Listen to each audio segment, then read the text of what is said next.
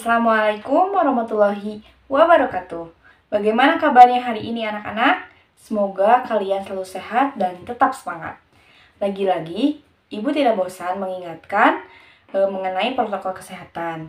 Jangan lupa kalian harus selalu mencuci tangan, menggunakan masker jika keluar rumah, dan tetap di rumah. Nah anak-anak, hari ini kita akan melanjutkan pembelajaran PPKN akhir dari bab 4, yaitu mengenai mewujudkan persatuan Indonesia dan kebanggaan bangsa sebagai wujud nilai kebangkitan nasional. Namun sebelumnya, alangkah lebih baiknya kita berdoa terlebih dahulu yuk. Berdoa dimulai.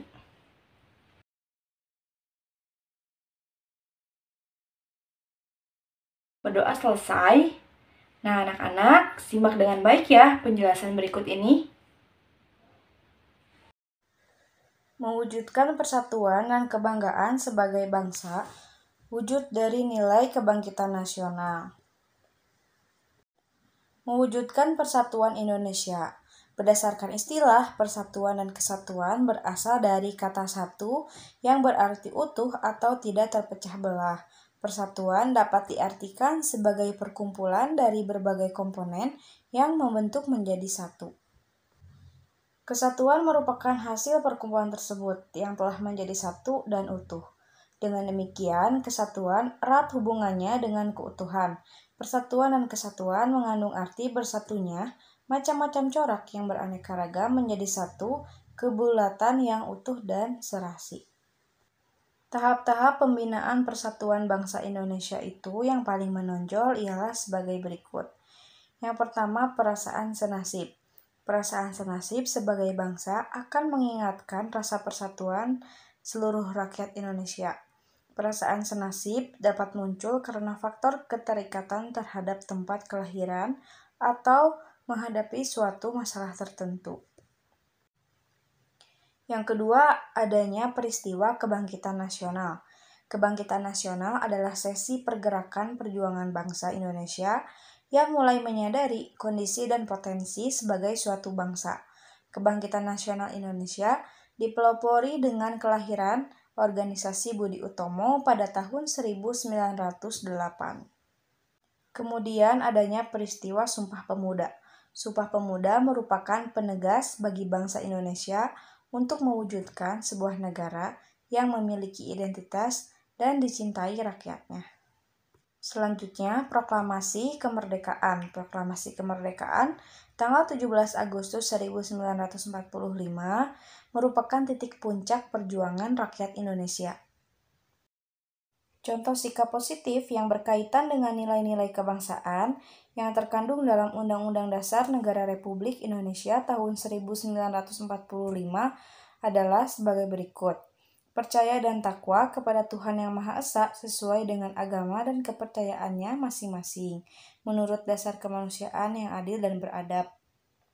Hormat dan menghormati, serta bekerja sama antara pemeluk agama dan penganut kepercayaan yang berbeda.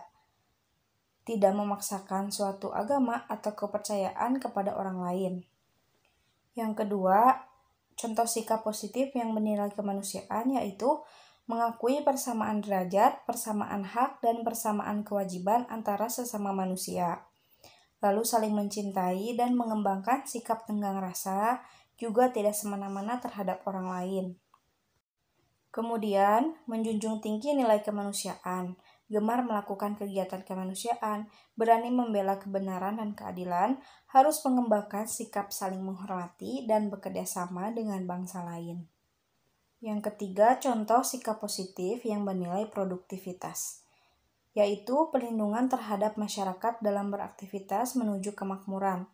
Yang kedua, sarana dan prasarana yang mampu mendorong masyarakat untuk kreatif dan produktif, dan terciptanya undang-undang untuk meningkatkan kesejahteraan masyarakat. Contoh sikap positif yang keempat yang bernilai keseimbangan, yaitu menjalankan hak dan kewajiban sebagai warga negara yang proporsional, tidak memaksakan kehendak, saling toleransi, tolong-menolong, rukun, damai, menghormati, perbedaan agama dan kepercayaan, persahabatan, serta membela dan melindungi yang lemah. dan keseimbangan antara kehidupan jasmani dan rohani. Kemudian ada contoh sikap positif bernilai demokrasi. Kedaulatan berada di tangan rakyat, berarti setiap warga negara memiliki kebebasan yang bertanggung jawab terhadap penyelenggaraan pemerintahan sehingga dapat terwujud persatuan dan kesatuan Indonesia. Pilar utama dalam membangun persatuan dan kesatuan bangsa dalam masyarakat adalah sebagai berikut. Adanya rasa cinta tanah air, jiwa patriot bangsa, tercapainya kesejahteraan bagi seluruh rakyat Indonesia, pemahaman yang benar atas realitas adanya perbedaan dalam keberagaman, dan tumbuhnya kebanggaan sebagai bangsa Indonesia. Selanjutnya ada contoh sikap positif bernilai kesamaan derajat. Maksudnya, setiap warga negara memiliki hak, kewajiban, dan kedudukan yang sama di depan hukum. Penegakan hak mengeluarkan pendapat, kebebasan beragama, perlindungan, dan kepastian hukum, serta bebas dari perlakuan tidak manusiawi. Hak untuk mendapatkan kehidupan yang layak, mendapatkan pendidikan, dan pelayanan kesehatan, serta aman dari ancaman ketakutan. Dan yang terakhir, contoh sikap positif bernilai ketaatan hukum. Setiap warga negara tanpa pandang bulu wajib mentaati setiap hukum dan peraturan yang berlaku. Begitupun terhadap lembaga-lembaga penegak hukum, agar lebih independen, tidak terkontaminasi dengan kekuasaan politik praktis, agar adanya persamaan di depan hukum atau equality before the law dapat terwujud. Kesimpulannya, untuk mewujudkan persatuan Indonesia dari keberagaman yang ada, negara Indonesia telah melewati tahap-tahap pembinaan persatuan. Tahap yang paling menonjol ialah sebagai berikut. Perasaan senasib. Lalu ada peristiwa kebangkitan nasional, Sumpah Pemuda, dan proklamasi kemerdekaan. Adapun contoh sikap positif yang berkaitan dengan nilai-nilai kebangsaan yang terkandung dalam Undang-Undang Dasar Negara Republik Indonesia tahun 1945 adalah sebagai berikut.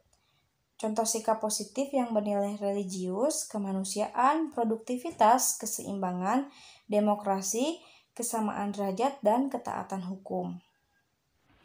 Nah, anak-anak, itu tadi penjelasan mengenai upaya mewujudkan persatuan Indonesia dan sikap-sikap positif menjaga nilai kebangkitan nasional 1908. Pertemuan hari ini dicukupkan sekian. Apabila ada pertanyaan, kalian tulis saja di kolom komentar ya. Akhirul kalam, wassalamualaikum warahmatullahi wabarakatuh.